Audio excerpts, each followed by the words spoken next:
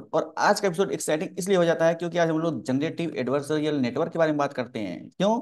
क्योंकि generative adversarial network की हमारी फेक इमेज बनाने के पीछे सबसे बड़ा गुनहगार यही है। और इसमें जनरेटर कैसे काम करता है, डिस्क्रिमिनेटर काम कैसे करता है, किस तरीके से हम लोग वेट एंड बायसेस कैलकुलेट करते हैं, इन सभी के बारे में हम लोग आज डिस्कस करने वाले हैं एक न्यूमेरिकल क्वेश्चन के माध्यम से। किस तरीके से हम लोग लॉस फंक्शन कैलकुलेट करते हैं, इन सभी बातों को आज हम लोग जनरेटिव एडवर्सरियल नेटवर्क के एक न्यूमेरिकल क्वेश्चन से अपना सारा का सारा कंसेप्ट क्लियर करेंगे। तो चलिए दोस्तों शुरू करते हैं आज का अपना वीडियो।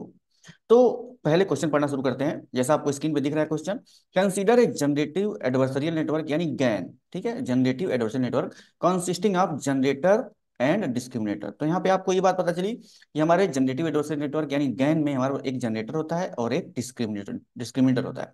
ठीक है, the generator takes random noise Z of size 100 and generates fake image. तो यहाँ पे आपको ये बात पता चली कि जो हमारा जनरेटर होता है वही फेक इमेज जनरेट करता है, वो भी किससे? नॉइज से हमारा यह फेक इमेज जनरेट करता है। ठीक है, नॉइज की साइज 100, वह एज ए इनपुट ले रहा है और उससे हमारी फेक इमेज जनरेट कर रहा है। ठीक है, यहाँ तक क्लियर हो गया।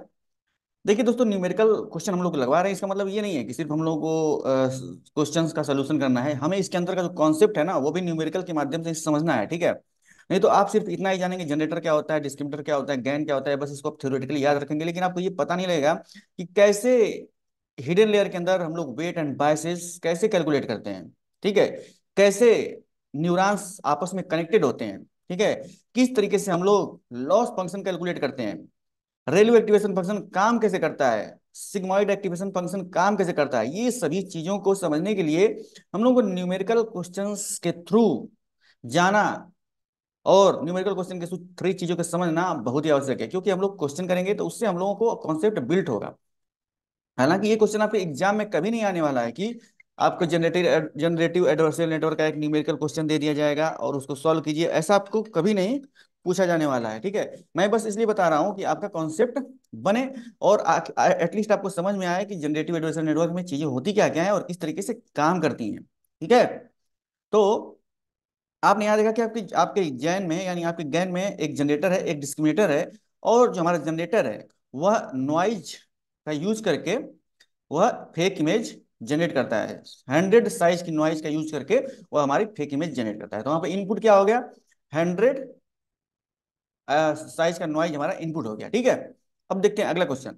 The discriminator receives both real image from the data set and fake image from the generator and output the probability that an image is real. ठीक है, हमारा डिस्क्रिमिनेटर काम क्या करता है? हमारा डिस्क्रिमिनेटर काम होता है जो जनरेटर फेक इमेज जनरेट करता है और जो हमारी रियल इमेज होती है उनके बीच में डिस्क्रिमिनेट करना, उनके बीच में अंतर ढूंढना। ठीक है, यही हमारा डिस्क्रिमिनेटर काम होता है।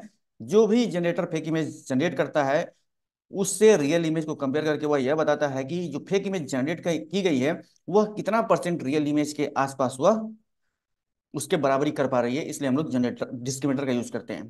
ठीक है, अब देखिए आगे क्या कहानी हो रही है। During the training the generator tries to produce image that indistinguishable from the real image. अब जनरेटर ये कोशिश करता है कि मैं कितना ज्यादा से ज्यादा फेक इमेज बना लूं ताकि कोई रियल और फेक में कोई अंतर ही ना ढूंढ पाए, कोई उसको डिफरेंस ही ना पता लग पाए। ये जनरेटर का काम रहता है, ये जनरेटर हमेशा कोशिश करता रहता है, लेकिन डिस्क्रिमिनेटर वहीं पे उसका खेल पलट देता है। क्या करता है? while the discriminator aims to correctly classify real and fake image. ठीक है, डिस्क्रिमिनेटर क्या करता है? वह रियल और फेक इमेज में हमेशा जो भी कमियां रहती हैं, जो भी अंतर रहता है, उसको ढूंढने की कोशिश करता है। तो ये रहा दोस्तों हमारा पूरा का पूरा क्वेश्चन, और जनरेटर डिस्क्रिमिनेटर काम क्या करते हैं और हमारा इनपुट क्या है और किस तरीके से जनरेटर हमारा फेक इमेज जनरेट किया है और किस तरीके से हमारा डिस्क्रिमिनेटर रियल और फेक इमेज में अंतर ढूंढता है, ये सभी के सभी हम लोगों ने आज बात कर ली। ये हमारा क्वेश्चन है। ठीक है, इसी क्वेश्चन के साथ आपका फैक्ट भी तैयार होता जाएगा, आपका फैक्ट भी बनता जाएगा। ठीक है, तो आगे बढ़ते हैं। अगला क्या है हम लोगों का? तो पहला इसका पार्ट जो है हमें करना क्या है। If the discriminator loss function is binary cross entropy and discriminator correctly classify all real image with probability 0.9। ठीक है, तो बाइनरी क्रॉस एंट्रोपी जो लॉस होता है उसमें हम लोग सिग्माइड फंक्शन का यूज करते हैं, और सिग्माइड फंक्शन की जो रेंज होती है दोस्तों वो 0 से 1 के बीच में होती है। यानी कि जो हम प्रोबेबिलिटी कैलकुलेट करेंगे उसकी वैल्यू हमेशा 0 और 1 के बीच में ही रहेगी, यानी कि 0.2 0.3 0.5 0.6 0.8 0.9। तो उस तरीके से ये क्या हमारी प्रोबेबिलिटी दे रहा है 0.9। ठीक है, तो फिर से पढ़ लेते हैं। If the discriminator's loss function is binary cross entropy and discriminator correctly classify all real image with a probability of 0.9, ठीक है, and all fake image with probability of 0.1, ठीक है। रियल इमेज पहचानने की जो प्रोबेबिलिटी है वो 0.9 है, और जो फेक इमेज पहचानने की जो प्रोबेबिलिटी है वो 0.1 है। तो हमें कैलकुलेट क्या करना है, कंप्यूट द डिस्क्रिमिनेटर लॉस। तो यहाँ पे डिस्क्रिमिनेटर हमारा लॉस कितना कर रहा है उसको हमें कैलकुलेट करना है, ठीक है।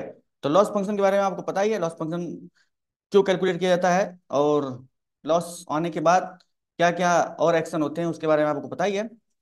लॉस फंक्शन दोस्तों हम लोग इसलिए कैलकुलेट करते हैं कि हम जो हमारे पास ट्रू वैल्यू है, यानी कि जो रियल डेटा है और जो प्रेडिक्टेड डाटा है उसके बीच में कितना डिफरेंस आ रहा है, उसे ही हम लोग लॉस फंक्शन करते हैं, ठीक है। अगर हमारे पास क्लासिफिकेशन के लिए लॉस फंक्शन कैलकुलेट करना है तो बाइनरी क्लासिफिकेशन होगा, बाइनरी क्रॉस इंट्रॉपी के थ्रू करेंगे, या फिर क्रॉस इंट्रॉपी के थ्रू करेंगे। लेकिन वहीं पे अगर रिग्रेशन होगा तो एमएससी या एमएई के थ्रू हम लोग क्रॉस लॉस फंक्शन कैलकुलेट करेंगे, ठीक है। तो अब इसका पहला पार्ट क्या है, पहला पार्ट तो आपको समझ में आ गया होगा कि 0.9 उस प्रोबेबिलिटी है जब वह रियल इमेज पहचानता है, 0.1 प्रोबेबिलिटी है जब वह फेक इमेज पहचानता है, ठीक है, डिस्क्रिमिनेटर। अब दूसरा पार्ट क्या कह रहा है, assuming generator loss function is also binary cross entropy, calculate the generator loss if the discriminator loss is calculated in question 1, ठीक है। पहले में हमें क्या करना है, डिस्क्रिमिनेटर का लॉस कैलकुलेट करना है, फिर दूसरे में हमें जनरेटर का लॉस कैलकुलेट करना है। ये रहा हमारा क्वेश्चन, ठीक है। तो हमारे क्वेश्चन में बहुत सारी चीजें दी हुई हैं, हमें इनपुट दिया हुआ है, ठीक है, हमें डिस्क्रिमिनेटर की प्रोबेबिलिटी दी हुई है, और हमें यह भी बताया हुआ है कि cross binary cross entropy loss function का यूज करना है। इन सभी फंक्शन का यूज करके हमें डिस्क्रिमिनेटर का लॉस कंप्यूट करना है, उसके बाद हमें अपने जनरेटर का लॉस कंप्यूट करना है, ठीक है। तो चलिए सॉल्यूशन पे चलते हैं, आखिर में ये सब चीजें हैं क्या और कैलकुलेट कैसे किया जाएगा लॉस फंक्शन। तो इसको कैलकुलेट करने के लिए देखिए हमारे पास सॉल्यूशन आपको दिख रहा होगा। डिस्क्रिमिनेटर लॉस कैलकुलेशन कैसे करेंगे, उसका जो फार्मूला दिया हुआ है देखिए आप ध्यान से। डिस्क्रिमिनेटर का लॉस हम लोग कैलकुलेट करना चाहते हैं, तो the discriminator loss function for binary cross entropy is given by, इसका फार्मूला होता है loss of discriminator is equal to -1/n sigma I equal to 1 to n Y I log, फिर डी, डी यानी discriminator, X I मतलब जो हमारा input है real image के लिए, ठीक है ना, plus 1 - Y I log 1 - D G Z I. यहाँ पे क्या क्या टर्म यूज किया गया है, इसका मतलब क्या क्या है, इसको मैं आपको बताता हूँ, ठीक है। इसलिए आपको घबराने की कोई बात नहीं है। एन क्या है, N is the number of samples, ठीक है, हमारे इमेज में कितने नंबर ऑफ सैंपल्स हैं वो दिया गया है, ठीक है। उसके बाद एक्स आई क्या है, X I is the real image from the data set, जो एक्स आई है वह रियल इमेज है हमारे पास डेटा सेट के अंदर।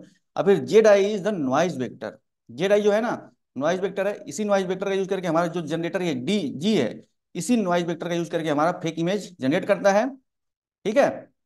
और यहाँ फिर डिस्क्रिमिनेटर वाला फंक्शन लग जाता है, यह कैलकुलेट करता है कि हमारा फेक इमेज और रियल इमेज में क्या डिफरेंस है, ठीक है। तो देखिए G Z I the G Z I is the fake image generated by the generator, जैसा मैं बता रहा था, and Y I is the label, ठीक है, 1 for real image and 0 for fake image. यहां तक तो कंप्लीट हो गया।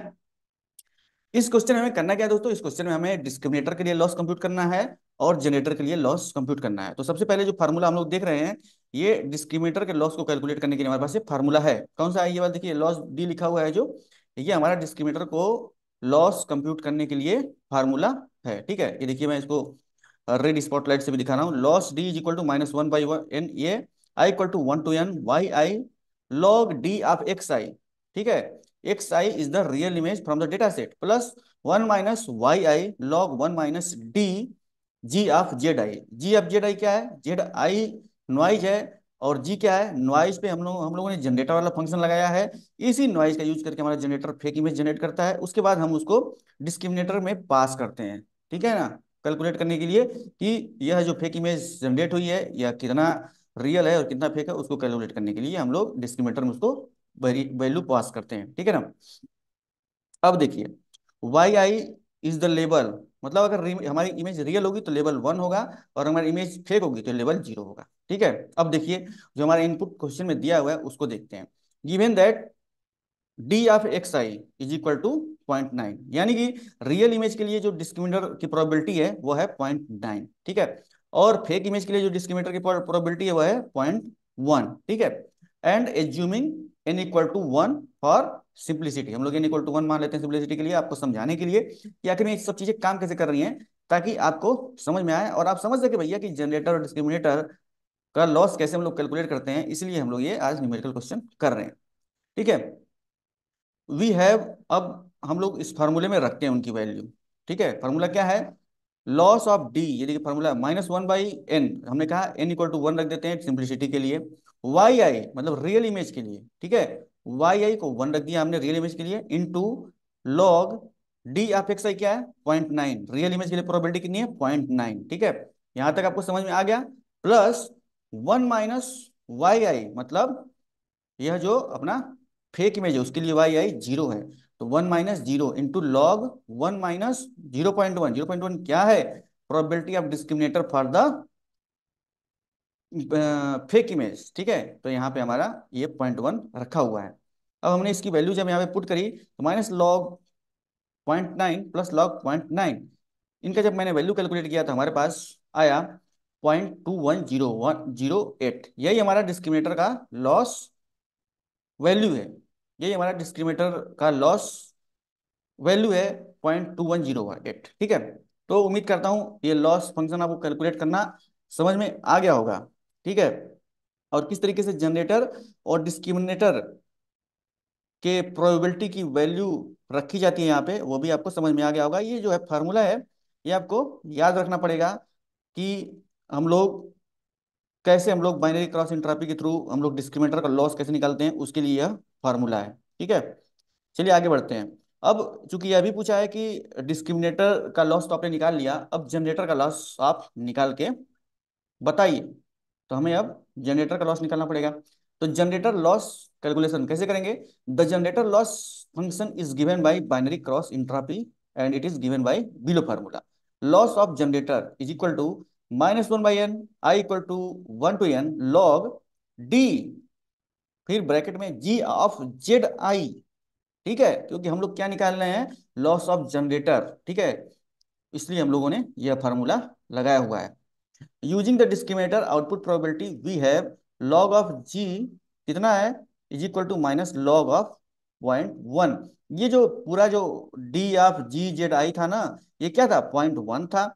ये D of G Z I है क्या, यही तो है डिस्क्रिमिनेटर की फेक इमेज की जो प्रोबेबिलिटी है वही है 0.1। ठीक है, तो यहाँ पे हमने उसकी वैल्यू रख दी और हमारी वैल्यू क्या आई 2.3026।